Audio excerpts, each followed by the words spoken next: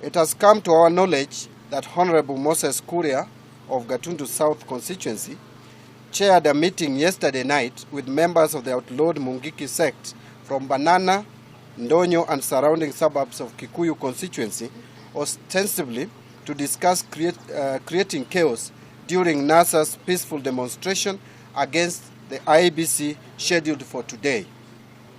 We are reliably informed that this group has been armed with crude weapons, including pangas, and are currently being provided with free transport in matatus flying route number 102 into town with only one intention: to cause disturbance that will result into a confrontation between them and our team with the aim of triggering violence to suit their selfish interests.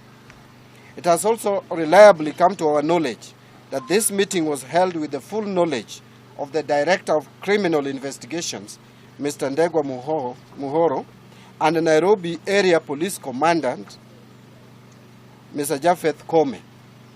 They are fully aware of this, and their intention demonstrates complicity with this nefarious plan. We are equally dismayed by the decision by Jubilee to withdraw the security detail assigned to our presidential candidate, the Right Honorable Raila Odinga, and his running mate, His Excellency Honorable Kalonzo Musyoka.